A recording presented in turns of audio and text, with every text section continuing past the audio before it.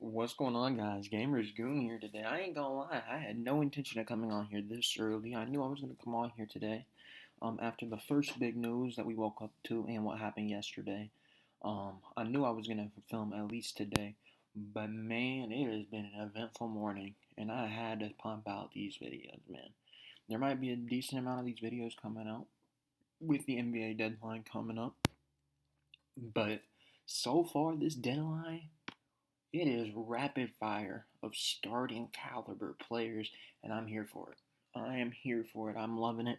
I'm loving every second of it. Hopefully, the Bulls get in a little bit on the action, be able to bring in one of these guys.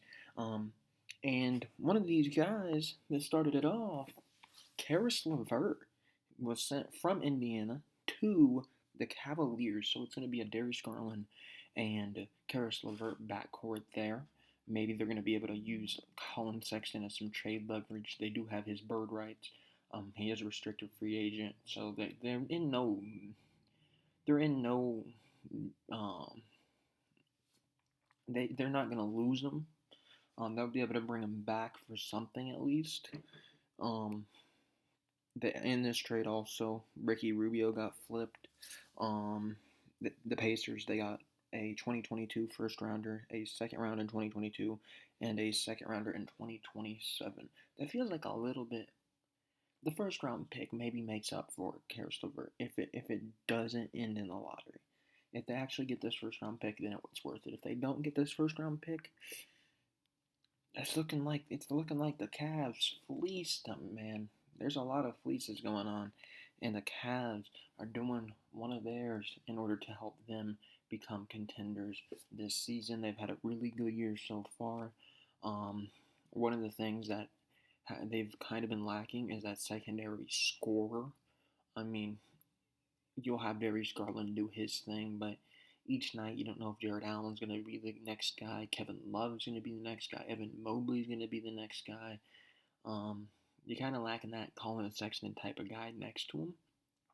Adding Caris LeVert, that's a bona fide 18 points a game. That's perfect. That's perfect right next to Darius Garland. Darius Garland has the ability to create. Caris LeVert has the ability to handle the ball himself. I think this is all around very good.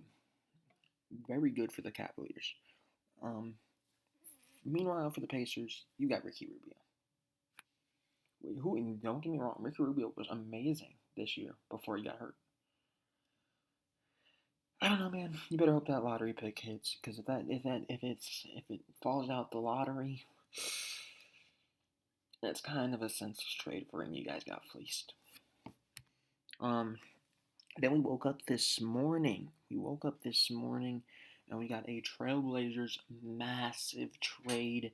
One of the big names going around the deadline, CJ McCollum, got traded. The Trailblazers, they got Josh Hart, Tomas Satoransky, Nickeil Alexander-Walker, Didi Louzada, a 2022 protected first rounder, and they got 2 second-round picks. The years I don't think are confirmed yet. I'm not 100% sure. Pelicans, we have CJ McCollum going there, Larry Nance, and Tony Snell. I don't understand this move for the Pelicans, but I do. This move helps them become a team that's going to make the playoffs. They'll make the playoffs, but they're not competing for anything. They will be a first-round exit at best. At best. Especially without Zion. It could be looking good, depending on if Devontae Graham is really the point guard there. I like Valanciunas there. Zion back playing. Brandon Ingram. You can put in CJ McCollum in there. You'll have Larry Nance off the bench. It could be nice. But I don't think the value is necessarily there. They didn't give up too much for what they got. Larry Nance and CJ McCollum, both of those guys are guys that you could start at some points in the season. The Blazers, they got Josh Hart, who I believe is still very good. He's not going to go out there and wow you, if anything. He's more of one of those gritty players. He's going to go out there, he's going to get his rebounds. He's going to go out there, he's going to play solid defense. That's what he does. Tomas Satoransky, a big guard. He really doesn't fit the Blazers' timeline at all. I just think it was more so to match salaries. He should probably either get bought out or just not do much for them this season. They're going the youth movement. They're going to tank. They are going to tank. Then you get Nikhil Alexander Walker. That right there is the key for the Blazers. Right there is the key. Because Nikhil is somebody that I think still has some potential to be untapped. He's 23 years old. He's been playing in New Orleans. There is something there with him, and I believe he's probably going to start the rest of the season next to Anthony Simons. It'll be interesting to see if he can develop into something decent. Didi Lozada, I believe he just got surgery. I don't think he's going to be much of anything. And they got a protected first-round pick, which is a weird protection. It's only protected between 5 and 14. So if it's top 3, then they get it. Or, my bad, if it's top 4, they get it. And if it's top 4, the Pelicans keep it. And if it's not a lottery pick, the Pelicans keep it. It's weird. So between 5 and 14 is the Blazers. So the Blazers could have anywhere between 5 and 14 if that is where the Pelicans pick falls.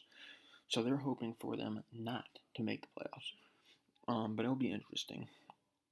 And then they got the second round pick. So they're definitely going to the youth movement. Potentially adding 2 top 10 players in next year's draft. Whether that be a Jaden Ivey, a Jabari Smith, an Ousmane Dieng, a Ty Washington, a Chet Holmgren, one of those top guys, Paolo Banchero. It's going to be interesting to see what they do, but it's going to be very reliant on the Pelicans too. They need the Pelicans to be bad, but not too bad. And then this one broke while I was in class, and this one shocked me.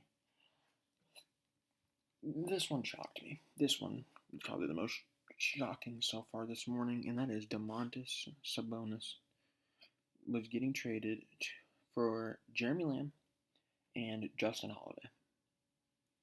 Or my bad, they were in the trade. Those 3 got traded to the Kings for Tyrese Haliburton, Buddy Hield, and Tristan Thompson.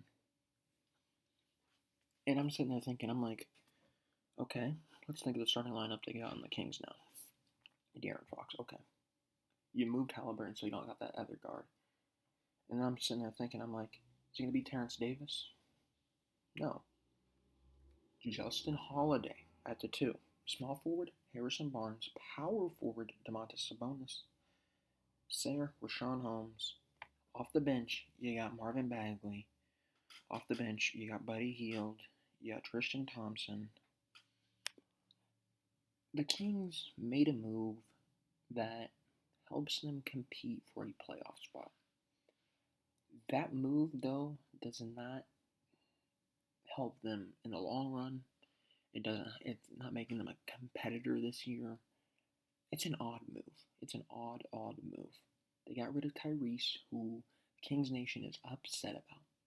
Upset. And I understand it. Tyrese is somebody 3 or 4 years down the line could be an all-star. If you're trading for an all-star now that is already, you know what his ceiling is. You know basically what you're going to have with the guys you traded for. You're just adding them to your current roster. And I don't think that puts you over the edge. At best, you get an easy first-round opponent and you win. You're not making it far in the playoffs. Round 2 is your absolute cap. Your absolute cap. And I don't even think you're making it past round 1. Unless you somehow end up like in a 5-4 game and the 4th seed is a little bit worse than you for whatever reason, whether it's injury, COVID, one of those things, I don't see you winning. I do not see you winning. I mean, it's a good move to be a decent team. I don't know if it's a good move, because that's a competing move. That's a move that a team that thinks they have a chance to win something, or at least go far, does. And that's not what they are. That's not the position they're in. That's not the position they're in. The only thing I can think of right now is you think that you're able to get something from Marvin Bagley and Harrison Barnes, that package together, and you bring in potentially a 3rd star to join Sabonis, to join De'Aaron Fox. And then you've had depth issues. I don't know. I don't see 100% where they're going with this. Maybe I'll be wrong. Hopefully I do eat my words. But this is a weird trade, man. This is a weird trade. It makes them better.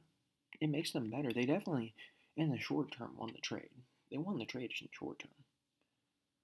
But this trade is weird, man. This trade's weird. I don't know what the Pacers are doing in this trade. They are guard heavy. They have Brogdon, who they can't even trade. Now they have Haliburton and Buddy Hield. They have Duarte. This is weird, man. Tristan Thompson's on the team now. Maybe they can trade Miles Turner. I don't know what they're doing. I would imagine they're going youth movement, so maybe you'll see something along the lines of a Patrick Williams and Miles Turner. Maybe you'll see that. But I don't want that to happen. But let's see if Woj dropped anything else recently. He has not. It does not look like he has. And if you guys thought I was kidding, there it is right there, fellas. There it is. I'm almost exposed the group chat. There it is right there. Tyrese Haliburton. Tyrese Haliburton's going to the Pacers. It's an interesting thing, man. And I will be doing more of these breakdowns of the trades as they come in. If there's a decent amount of trades later today, there'll probably be a video later tonight. If there's only one or two, and they're not so major, we'll talk about it tomorrow.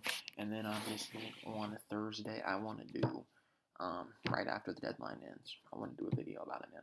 I want to do a video about what we can expect going out at the deadline. So the next 3 days should be very eventful for us. Thank you guys for watching. Make sure you subscribe, like, comment, do all that fun stuff. Let me know what you thought about the additions of some of these teams going around in the league. Thank you. Peace. Make sure you subscribe. It's been real.